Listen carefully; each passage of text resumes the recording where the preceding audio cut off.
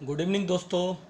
एक बार फिर से आपका स्वागत है आपके अपने यूट्यूब चैनल एएमयू क्लास के टीजीटी पीजीटी कला टेस्ट सीरीज के महा मैराथन के आज के इस वीडियो में।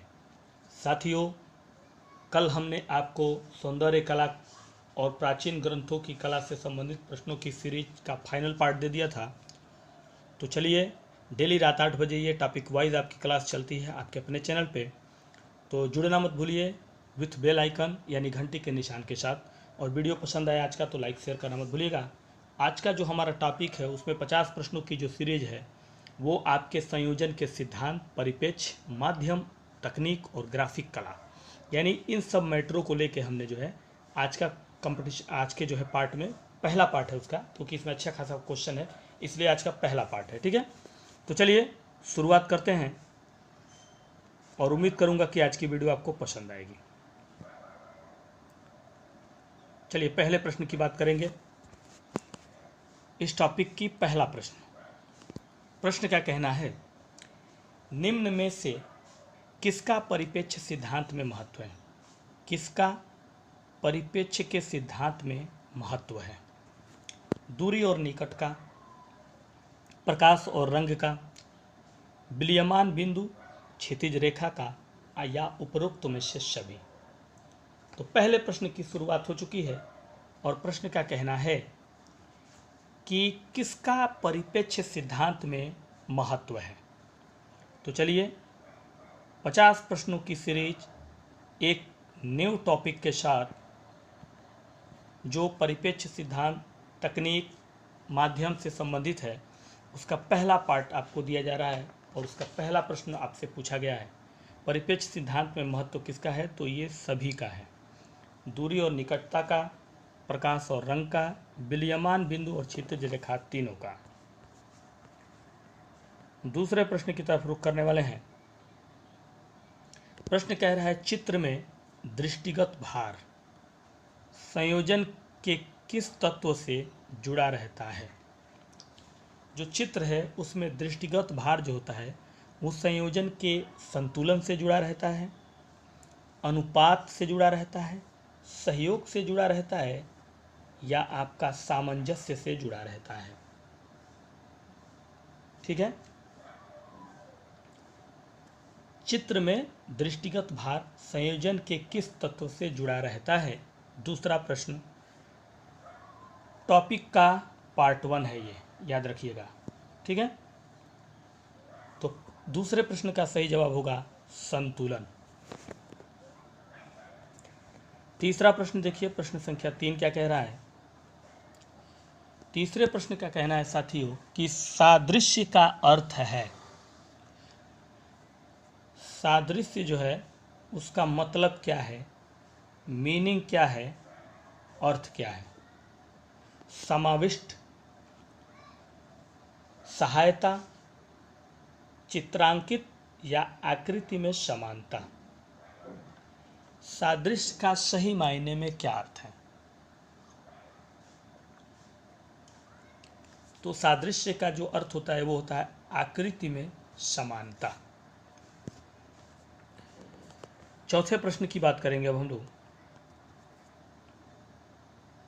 प्रश्न कह रहा है, एक मकान का अंकन परिप्रेक्ष्य के सिद्धांत के अनुसार, एक मकान घर का जो अंकन होता है वो परिप्रेक्ष्य के सिद्धांत के अनुसार किस तरह का होना चाहिए?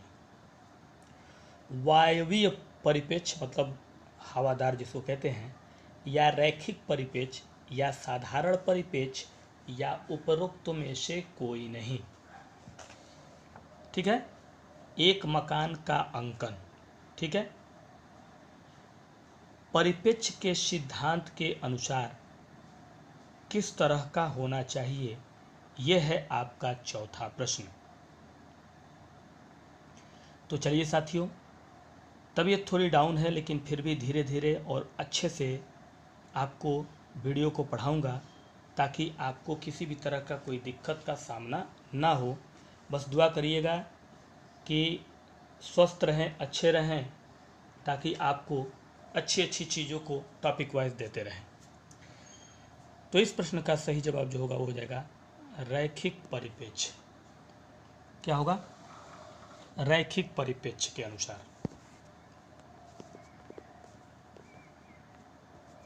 पांचवा प्रश्न देखिए क्या कह रहा है। अशब्द शब्द बताइए। मतलब इन चार में एक ऐसा शब्द है जो सबसे अलग है, हटके। रेखा, अनुपात, वर्ण या मूर्ति। कौन है इसमें से सबसे अलग? तो सबसे अलग है मूर्ति। ठीक है। 6 नंबर प्रश्न देखिए। त्रिआयामी ठोस आकृतियों को जो अपनी सतह से ऊपर उभरी हैं या नीचे धंसी हैं क्या कहलाती हैं?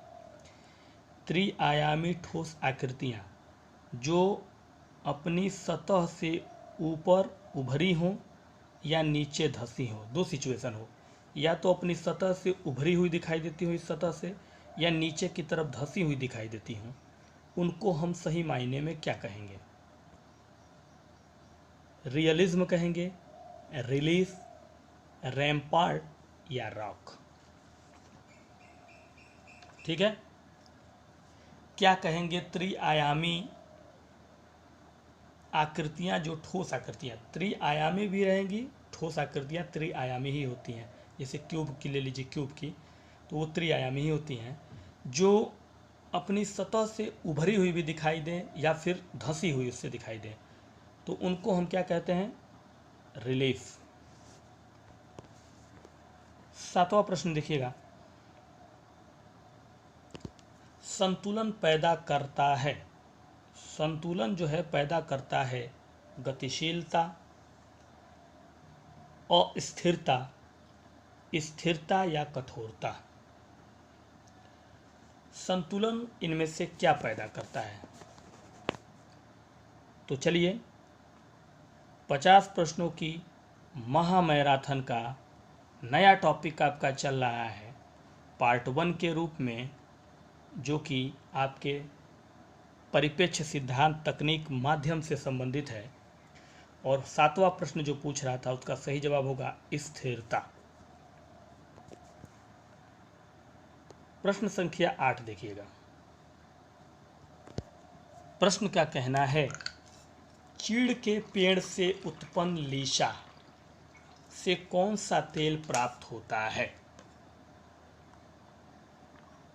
चीड़ का पेड़ होता है एक, ठीक है, उससे लीशा, जिसको आम भाषा में लाशा भी लोग कहते हैं, गांव देहातों में जो पेड़ों से निकलता है बहते हुए दिखाई देता होगा, उसी को लीशा बोलते हैं। सही शब्द लीशा ही है, लेकिन कई जगह गांवों में लाशा भी लोग इसको कहते हैं, लाशा है ये। ठीक है। तो उस चीड़ के पेड़ से जो लीशा निकलता है उससे कौन सा तेल प्राप्त होता है, ये पूछ रहा है। बहुत अच्छा प्रश्न है ये। अलसी का तेल प्राप्त होता है, मिट्टी का तेल, तारपीन का तेल या सरसों का तेल। ठीक है। मिट्टी का तेल प्राप्त नहीं होगा, 100% कन्फर्म है। सरसों का तेल सरसों से प्राप्त होता है, 100% कन्फर्म है। बचते हैं दो, अलसी का तेल और तारपीन का तेल। इसी में से आपको बताना है कि कौन सा इसका सही जवाब है। तो दिमाग में एकदम अपने दिमाग में जहन में बैठा कर रखिएगा कि चीड़ के पेड़ से जो लीसा निकलता है उससे हमेशा जो तेल तैयार किया जाता है वो तारपीन होता है। आपने तारपीन का तेल देखा होगा, जब पेंटिंग वगैरह किया जाता है तो उसमें तारपीन के जो है तेल का इस्तेमाल किया जाता है पेंटिंग वगैरह करने में। ठीक है। तो इसका राइट आंसर ग होगा। तो लॉजिकली दो ऑप्शन जो है वो कट जाएंगे। 9 नंबर प्रश्न देखेंगे। अनुअर्कन, अनुअर्कन में परिप्रेक्ष्य के नियमों का पालन किया जाता है या नहीं? अनुअर्कन में परिप्रेक्ष्य के नियमों का यानी सिद्धांतों का पालन किया जाता है या नहीं किया जाता है, पूछ रहा है। यस या नो में जवाब देना है। हाँ किया जाता है या नहीं किया जाता है, या कभी कभी ज़रूरत के अनुसार किया जाता है, या इनमें से कोई भी सही नहीं है। ठीक है। 9 नंबर प्रश्न है और कहना है कि अनुअर्कन में परिप्रेक्ष्य के नियमों का पालन किया जाता है कि नहीं, तो सही जवाब है बिल्कुल नहीं किया जाता। ठीक है, चलिए 10वें प्रश्न की तरफ बढ़ते हैं। 10 नंबर प्रश्न देखिए क्या कह रहा है। पेस्टल रंगों को धरातल पर अस्थायी करने के लिए लगाए जाने वाले घोल को क्या कहते हैं? पेस्टल रंगों को धरातल पर अस्थायी करने के लिए लगाए जाने वाले घोल जो होते हैं उनको किस नाम से पुकारते हैं? वार्निश के नाम से, थीनर, टर्पेंटाइन या फिक्सेटिव? किस नाम से पेस्टल के रंगों को धरातल पर अस्थायी करने के लिए लगाए जाने वाले घोल, यानी पेस्टल रंगों को जब धरातल पर अस्थायी करना है, यानी अस्थायी रहे, इधर उधर ना बिखरे, उसके लिए जो घोल तैयार किया जाता है किसका इस्तेमाल किया जाता है, उसको क्या कहते हैं? उसको कहते हैं फिक्सेटिव। ठीक है,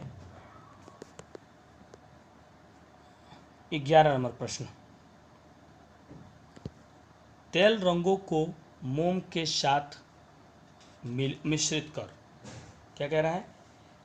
तेल रंगों को मोम के साथ मिश्रित करने पर, मिलाने पर लगाने वाली क्रिया को क्या कहते हैं? यानी ऑयल रंग में मोम को मिला दिया गया, उसके बाद जो इस्तेमाल किया जाता है कला के क्षेत्र में, तो उसको हम क्या कहते हैं? उस क्रिया को, यानी तेल में मोम मिलाने की क्रिया को क्या कहते हैं?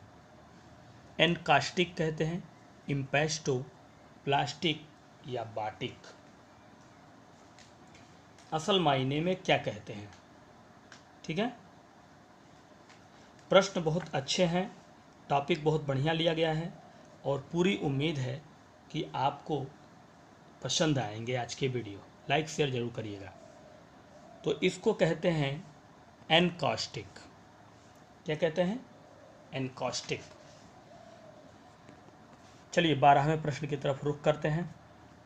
प्रश्न संख्या 12। आराम से बोल रहे हैं इसलिए कि थोड़ी तबीयत डाउन है और कल से मेरी तबीयत डाउन है। कल मैंने वीडियो में काफ़ी डिस्टर्ब हुआ हूँ मैं, इसलिए आराम से पढ़ा रहा हूँ। थोड़ी सी आवाज़ मित्रों अगर कम आए तो हेडफोन इस्तेमाल करके देख लीजिएगा, बस आवाज़ इतनी हो कि सुनाई देनी चाहिए आपको।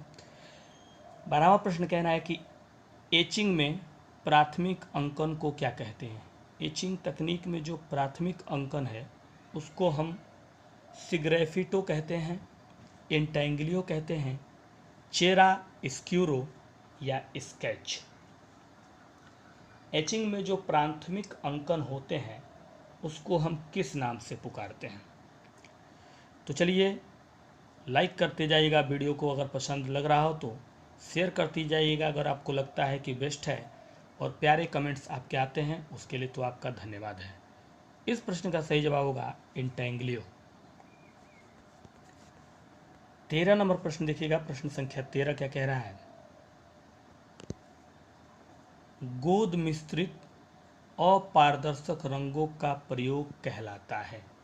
यानी गोद मिश्रित, यानी उस रंग में गोद मिलाने के बाद अपारदर्शक रंग जो होते हैं उनका प्रयोग जब किया जाता है तो उसे हम किस नाम से जानते हैं?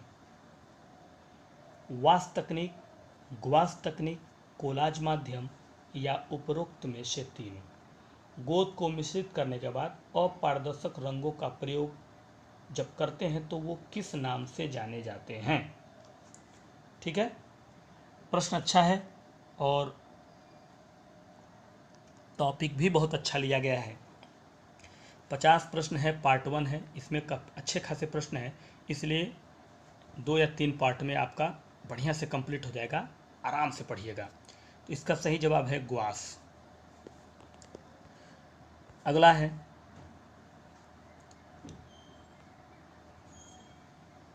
14 नंबर प्रश्न कह रहा है व्यवहारिक कला के अंतर्गत कौन सी कलाएं आती हैं? यानी व्यवहारिक कला के कैटेगरी में बुक कवर की कलाएं आती हैं, विज्ञापन आता है, पोस्टर आता है, या तीनों चीज़ें व्यवहारिक कला के अंतर्गत आती हैं। ये ठीक है, व्यवहारिक कला के अंतर्गत इनमें से कौन सी कला आती है। ठीक है, 50 प्रश्नों की महा मैराथन आज की टॉपिक नई ली गई है। बेस्ट परफॉर्मेंस आपको देना है, 3 हिस्से में कम से कम पूरी कंप्लीट करूंगा और आप देखिएगा कितना आपका सही होता है। तो इसका सही जवाब है उपरोक्त तीनों, बुक कवर, विज्ञापन और पोस्टर व्यवहारिक कला के अंतर्गत आते हैं। 15 नंबर प्रश्न देखिए। प्रश्न कह रहा है, फेबर ने जर्मनी में पेंसिल कंपनी स्थापित की। यानी फेबर जो थे वो जर्मन के रहने वाले थे और पेंसिल की कंपनी का स्थापना की। मतलब जो पेंसिल आप HB पेंसिल में और भी कई तरह का पेंसिल है, अलग अलग कैटेगरी की पेंसिल आती हैं कला को बनाने के लिए, लेकिन फेबर द्वारा जर्मनी में उसी पेंसिल कंपनी की स्थापना किस सन में की गई। 1960, 1761, 1882 या 1662 किस सन में फेबर द्वारा पेंसिल की कंपनी की स्थापना की गई। तो 1761 ईस्वी में की गई थी। 16 नंबर प्रश्न देखिए। कहना है प्रश्न का, देखिए इसको मैंने पढ़ा दिया, इसको हटा दीजिए, ये दोबारा रिपीट हो रहा है। 16 नंबर प्रश्न ये है, प्रथम ग्रेफाइट पेंसिल बनी। पहली ग्रेफाइट पेंसिल किस सन में बनी थी। 1662 में, 1680 में, 1720 में या 1902 ईस्वी में। ठीक है, प्रथम ग्रेफाइट पेंसिल किस सन में बनाई गई थी। तो यह है आपका 16वां प्रश्न और आप देख रहे हैं महा मैराथन सीरीज बेहतरीन प्रश्नों के साथ नए टॉपिक के पार्ट 1 के रूप में। और उसका प्रश्न 16वां है, प्रथम ग्रेफाइट पेंसिल बनी किस सन में। तो प्रथम ग्रेफाइट पेंसिल जो है 1662 में बनी। ग्रेफाइट पेंसिल के अंदर जो होता है उसको कहते हैं। ठीक है, 17 नंबर प्रश्न देखिएगा।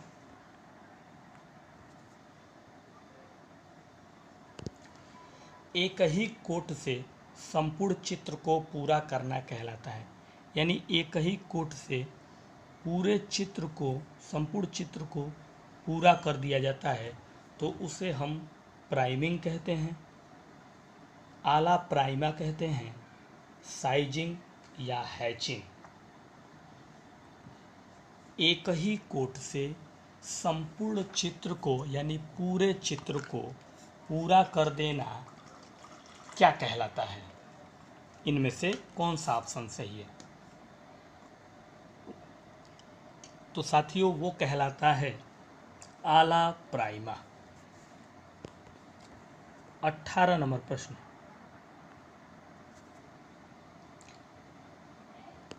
फ्रेस्को की तकनीक कौन सी है।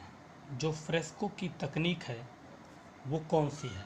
फ्रेस्को सेस्को है, फ्रेस्को ब्यूनो है, पहला और दूसरा दोनों है, या इनमें से कोई नहीं है। तो चलिए फटाफट ड्रॉप करिए प्रश्नों के उत्तरों को। आपको पार्ट 1 दिया जा रहा है आज और इसके ठीक ठाक पार्ट हैं, मतलब कि 2 से अधिक पार्ट हैं। ये तो अभी पहला है 50-50 प्रश्नों की सीरीज का, और इसका सही जवाब होगा ग, क और ख दोनों सही। यानी फ्रेस्को तकनीक के अंतर्गत फ्रेस्को सेस्को और ब्यूनो दोनों आते हैं। 19 नंबर प्रश्न देखिएगा। प्रश्न संख्या 19 क्या कह रहा है। प्रश्न का कहना है, फ्रेस्को चित्रण में धरातल पर प्लास्टर की परत लगाई जाती है। फ्रेस्को चित्रण में धरातल पर यानी बैकग्राउंड पे प्लास्टर की जो परत लगाई जाती है वो संख्या में कितनी होती है। 3, 4, 5 या 6। यानी जब हम लोग फ्रेस्को चित्रण तकनीक इस्तेमाल करते हैं तो जो धरातल होता है उस पर प्लास्टर की कितनी परत लगाते हैं, ये प्रश्न पूछ रहा है 19 नंबर। ठीक है, क्योंकि अजंता की जो चित्रकारी है वो फ्रेस्को तकनीक और मिश्रित है, फ्रेस्को और मिश्रित दोनों तकनीक में आता है। ठीक है, और इसका सही जवाब है 3 परत प्लास्टर की लगाते हैं फ्रेस्को तकनीक में धरातल पर। 20 नंबर प्रश्न देखिएगा, कह रहा है प्रश्न, कांच से फ्रेम करा के रखा जाता है, कांच से फ्रेम करा के रखा जाता है, यानी जो कई जगह आपने देखा होगा कांच में, आजकल तो कांच में फ़ोटो वगैरह भी रखा जाता है खींच के, जैसे कि हमारे बड़े बुजुर्ग जो इस दुनिया से रुखसत हो चुके हैं, मतलब चले गए हैं, भगवान को प्यारे हो गए हैं, तो उनको फ़ोटो फ्रेम में लगा के रखा जाता है और यादों के तौर पे लिख भी दिया जाता है जन्म और मृत्यु का डेट, ताकि हमारी जो जनरेशन आएगी वो देखेगी कि ये हमारे पिताजी के बाबा थे या माताजी थी, जो कुछ भी। ठीक है, तो वो भी फ्रेम में ही होता है। लेकिन यहाँ कह रहा है कि कांच से फ्रेम करा के रखा जाता है जल रंग तकनीक में, कला के क्षेत्र में यहाँ पूछ रहा है, तेल रंग में, क्रेयान या पेस्टल में, या घ कह रहा है क और ग दोनों, यानी जल रंग और क्रेयान पेस्टल दोनों, ये पूछ रहा है। समझ में आ गया प्रश्न?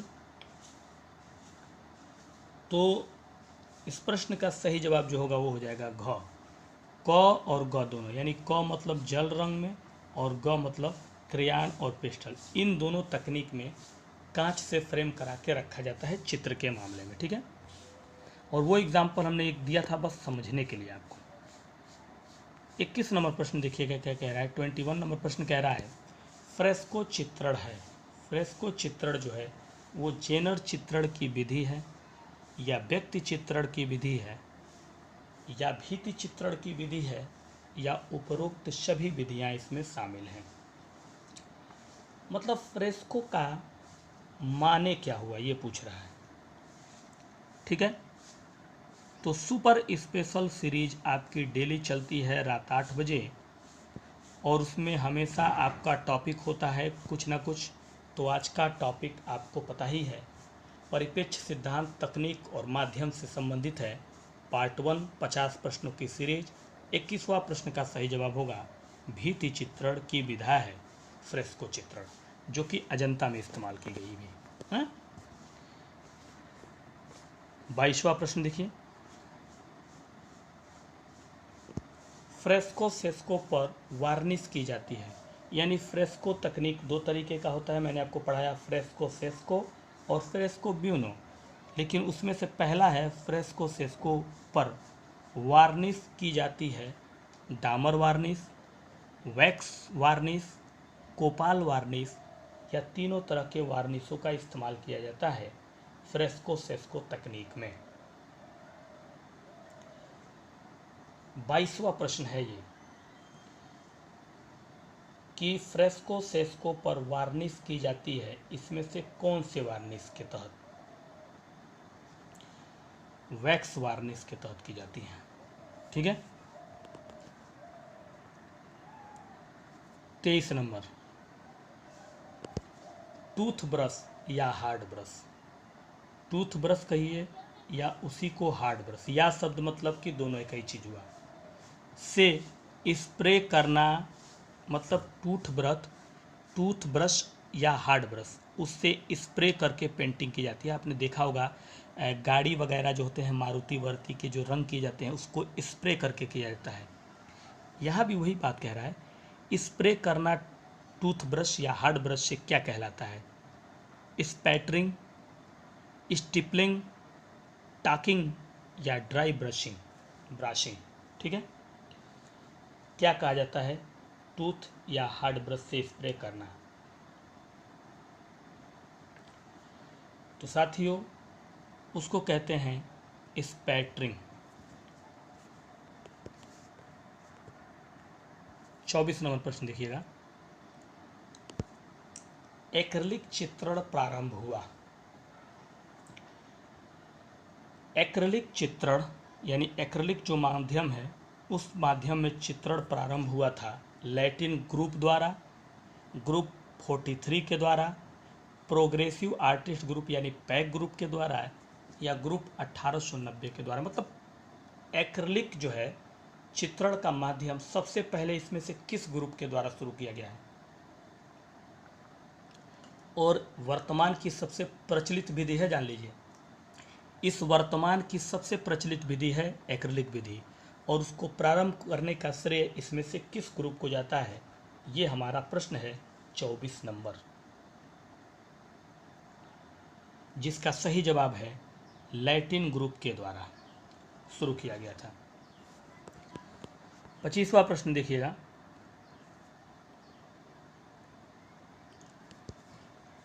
प्रश्न क्या कहना है साथियों? सैनग्यून ड्राइंग, जिसको रेड चाक बोलते हैं, प्रचलित होता है।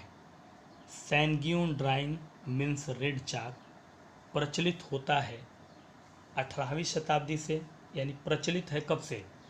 18वीं शताब्दी से, 14वीं शताब्दी से, 12वीं शताब्दी से, या 19वीं शताब्दी से?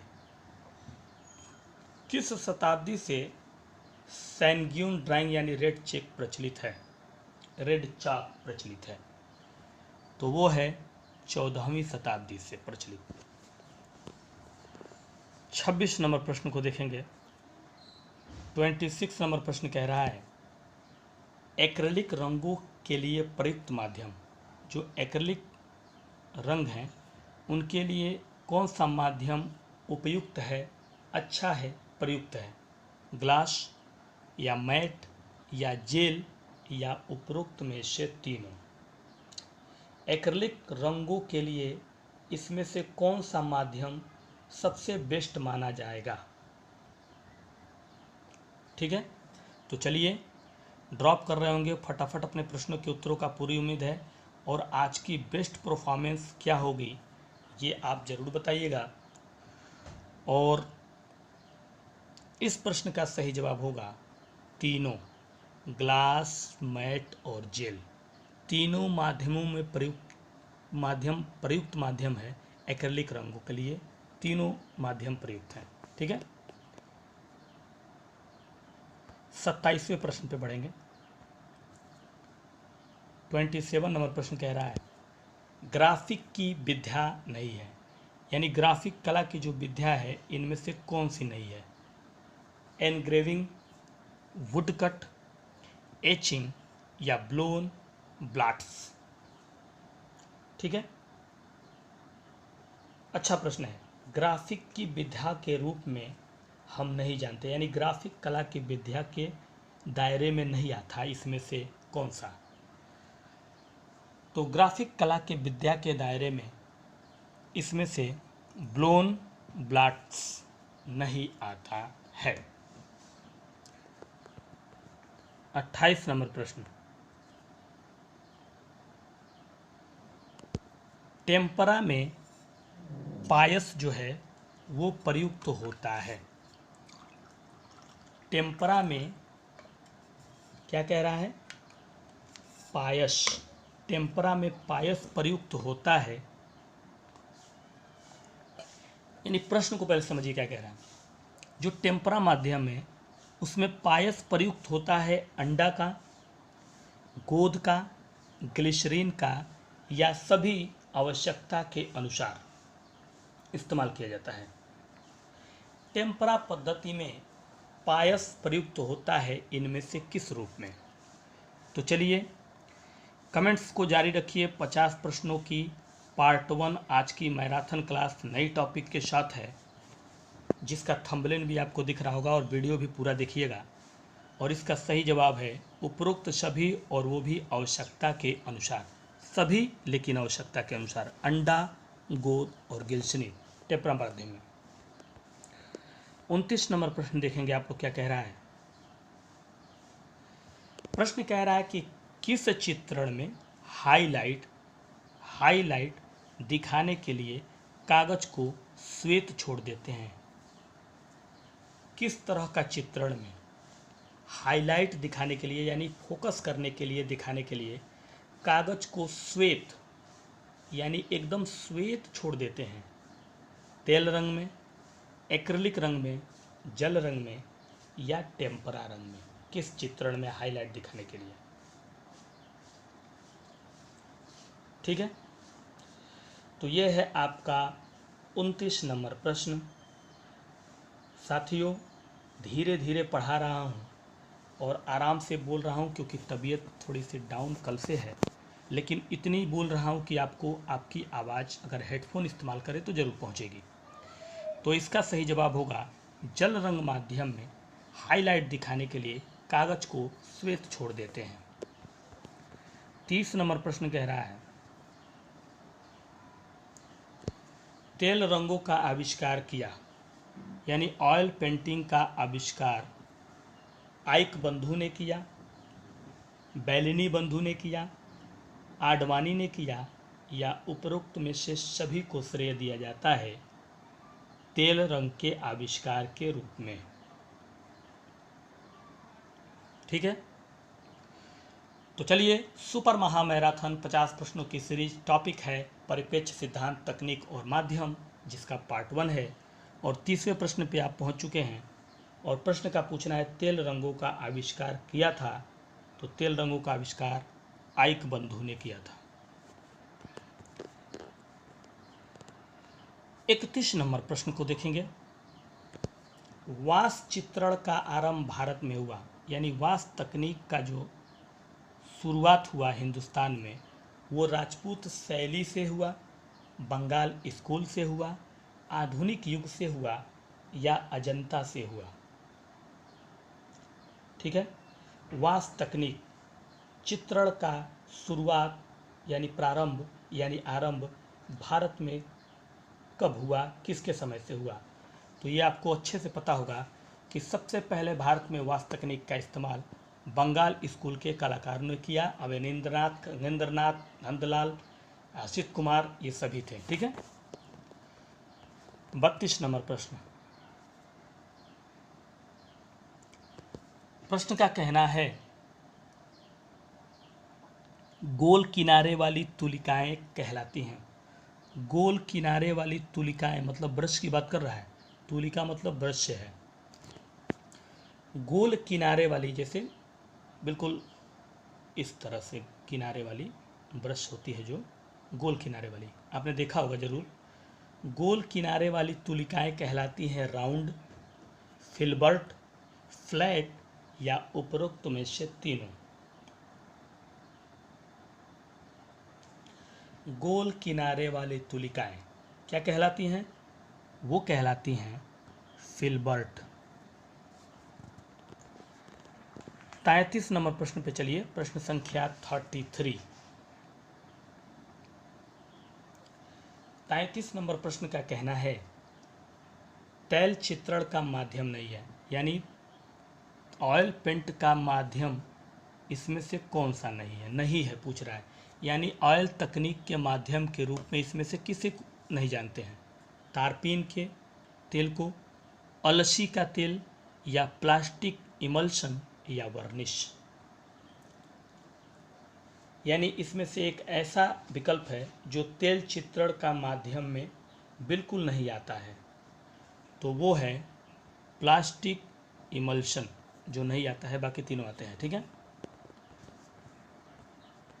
34 नंबर प्रश्न देखिएगा, 34। पॉल सेंडबाय किस चित्रण के पिता माने जाते हैं? पॉल सेंडबाय ये कलाकार हैं और किस चित्रण के पिता के रूप में माने जाते हैं? एक्रिलिक चित्रण के, फ्रेस्को चित्रण के, जल रंग चित्रण के, या टेम्परा चित्रण के? इसमें से कौन से चित्रण के पिता के रूप में जाने जाते हैं पॉल सेंडबाय? 34 नंबर प्रश्न कह रहा है। ठीक है, तो क्या होगा इसका सही जवाब? ड्रॉप करिए कमेंट्स में, लाइक शेयर करना मत भूलिएगा। और इस सवाल का जवाब है जल रंग। जल रंग चित्रण के पिता माने जाते हैं पॉल सेंडबाय। ठीक है, 35 नंबर प्रश्न देखिए। 35 घनाकृतियों के अंतर्गत नहीं आता है। घनाकृतियों के दायरे में नहीं आता ईंट, डिब्बा, पुस्तक या सेब। घन की आकृतियों के अंतर्गत इसमें से कौन सा नहीं आता? घन मतलब समझ रहे हैं ना, घनाकृति यानी घन की आकृति की, यानी कि 3 भुजाओं की बात कर रहा है। तो ईंट 3 भुजाओं में आता है, डब्बा भी 3 भुजाओं में आता है, पुस्तक भी आता है, सेब नहीं आता। ठीक है, और उसने पूछा ही है नहीं आता। 36 नंबर प्रश्न,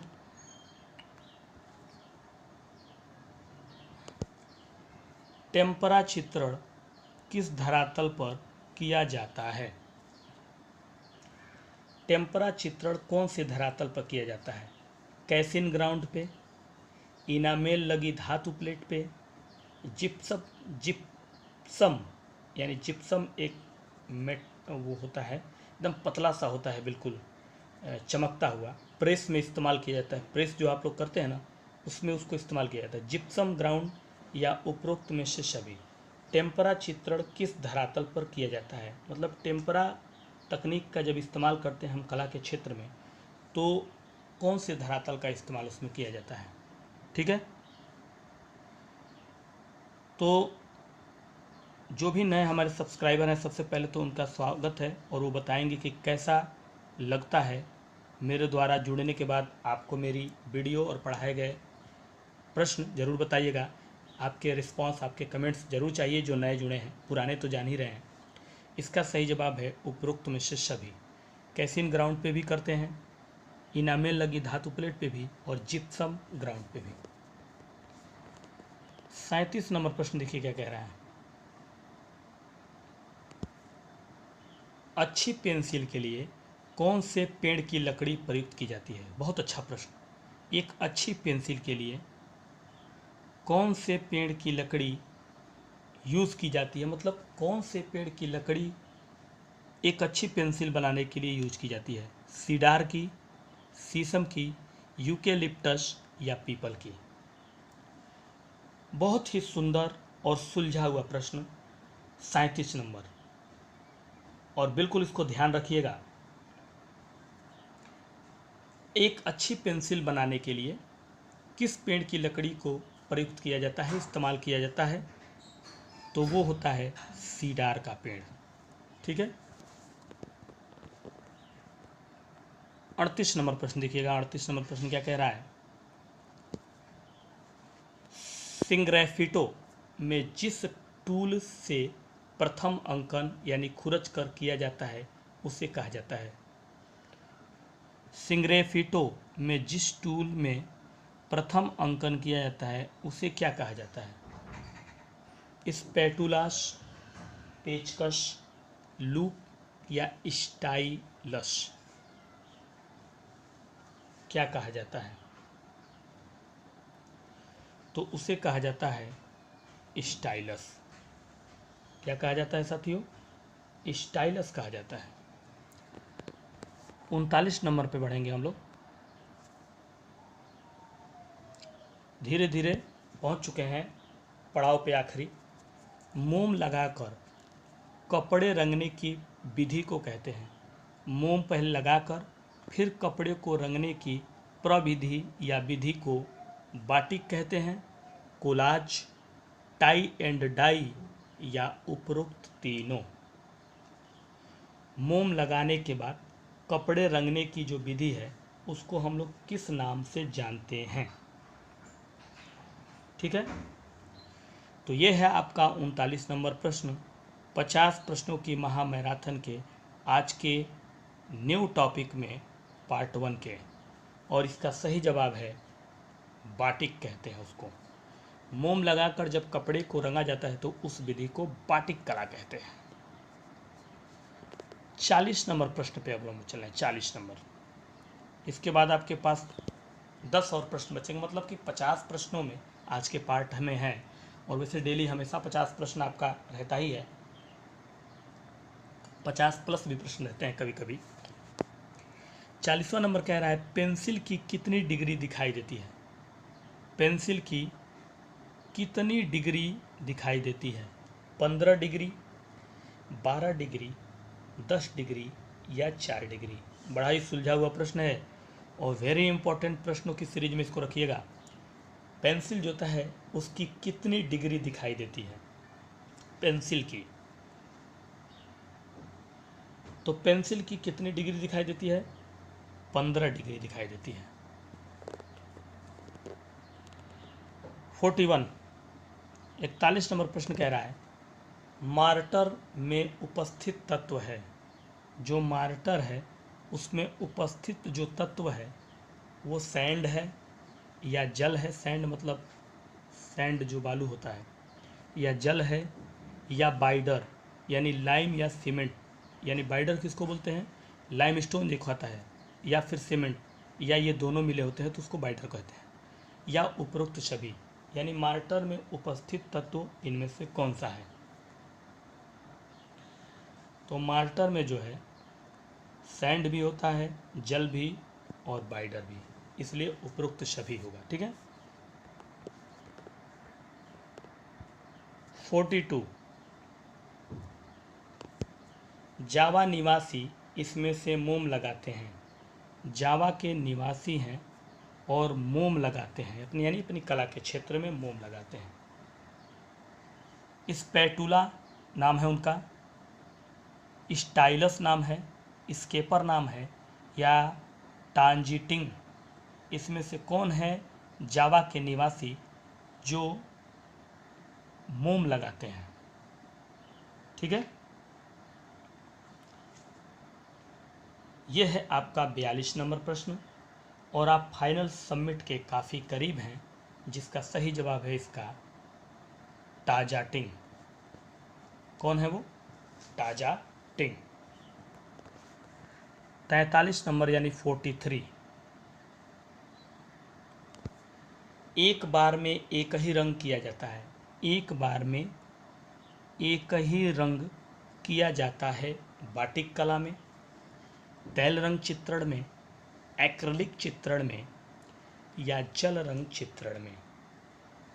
ये जो प्रश्न पूछा है थोड़ा सा अगर आपको ध्यान होगा तो कहीं ना कहीं थोड़ा सा घुमा के इस तरह के प्रश्न को इस्तेमाल किया गया। एक बार में एक ही रंग का प्रयोग किस तकनीक में किया जाता है, इसमें से बाटिक में, तैल रंग चित्रण, एक्रिलिक चित्रण या जल रंग चित्रण। तो अभी थोड़ी देर पहले आपने पढ़ा था प्रश्न कि मोम लगाकर कपड़ा रंगने की विधि। अब जो मोम लगा कपड़ा रंगने उसको बाटिक कहते हैं, यानी बाटिक में एक ही बार में एक ही रंग किया जाता है। ठीक है, बाटिक में। 44 नंबर प्रश्न पे चलेंगे, प्रश्न संख्या 44। 44 बाटिक में प्रयुक्त किया जाता है, यानी बाटिक तकनीक में जो एक ही बार में एक ही रंग लगा किया जाता है उसमें कौन क्या प्रयुक्त किया जाता है, क्या यूज किया जाता है। मोम, एक्रिलिक रंग, तैल रंग या उपरोक्त तीनों चीज़ों का इस्तेमाल बाटिक तकनीक में किया जाता है। ये पूछ रहा है 44 नंबर प्रश्न।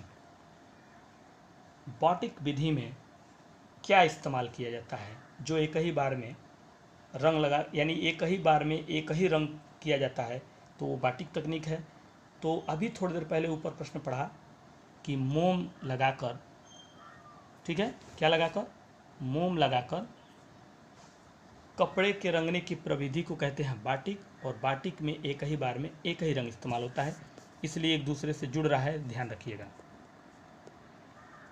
45 नंबर प्रश्न देखिए। ग्राफिक की तकनीक है, जो ग्राफिक की तकनीक है, ग्राफिक कला की जो तकनीक है वो रिलीफ है, इंटेंगलियो, फ्लैट या उपरोक्त में से तीनों।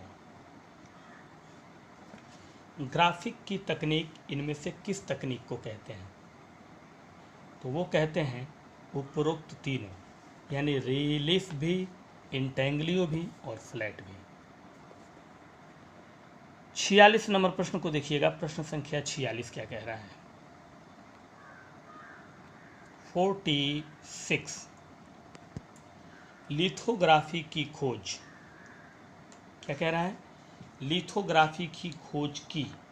इसमें से कौन सी शख्सियत ने लिथोग्राफी की खोज की?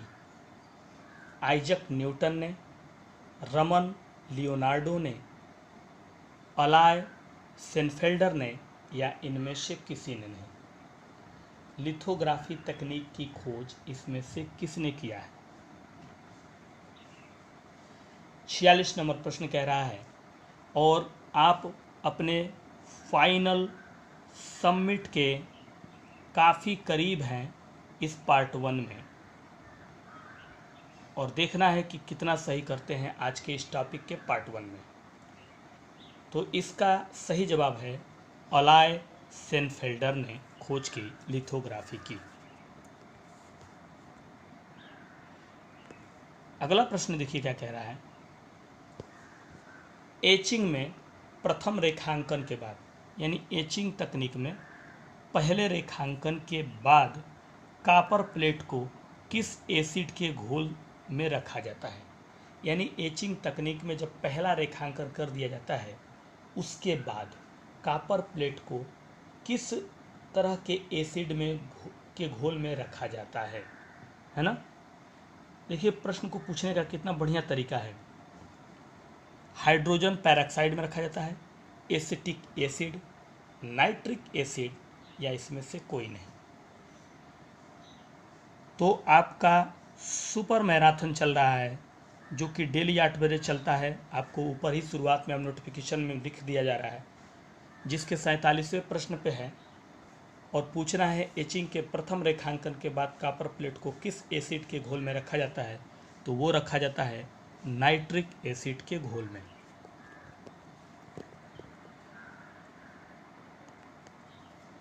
अगला है, बाटिक में क्रैक ज़्यादा लाने के लिए, यानी बाटिक तकनीक में, अभी आपने बाटिक तकनीक पढ़ा है जिसमें मोम इस्तेमाल किया जाता है। क्रैक ज़्यादा लाने के लिए कौन सा वैक्स अधिक मात्रा में प्रयोग किया जाता है? कौन सा? Punic wax, bees wax, paraffin wax, या वर्जिन वैक्स? किस वैक्स का इस्तेमाल बाटिक में क्रैक को लाने के लिए, यानी ज़्यादा क्रैक लाने के लिए किया जाता है बाटिक तकनीक में? ठीक है, बाटिक तकनीक में ज़्यादा क्रैक लाने के लिए कौन से वैक्स का सबसे अधिक मात्रा में इस्तेमाल होता है? यह है आपका 49 नंबर प्रश्न, और इसका सही जवाब है पैराफिन वैक्स का सबसे अधिक मात्रा में इस्तेमाल किया जाता है बाटिक में क्रैक ज़्यादा लाने के लिए। चलिए,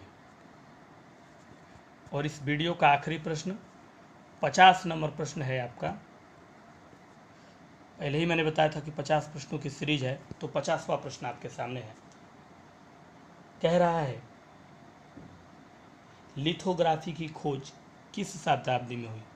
लिथोग्राफी की खोज जो हुई वो कौन सी शताब्दी में हुई? 18वीं शताब्दी में हुई थी, 14वीं शताब्दी में, 19वीं शताब्दी में, या 20वीं शताब्दी में?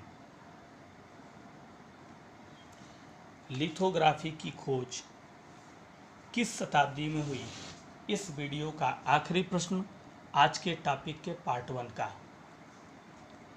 तो चलिए, आखिरी प्रश्न का कमेंट्स करिए और पूरे टोटल का आज फाइनल सबमिट करिए और बताइए कि आज आपने कितना सही किया इस टॉपिक में पार्ट 1 में। सही जवाब है 18वीं शताब्दी में हुई थी। तो चलिए साथियों, आज दीजिए इजाज़त। कल फिर मुलाकात करेंगे इसी समय इसी टाइम, लेकर इसी टॉपिक का पार्ट 2 डेली रात 8 बजे जो चलती है क्लास, उसी टाइम पे। तब तक के लिए दीजिए इजाज़त। नमस्कार, गुड नाइट।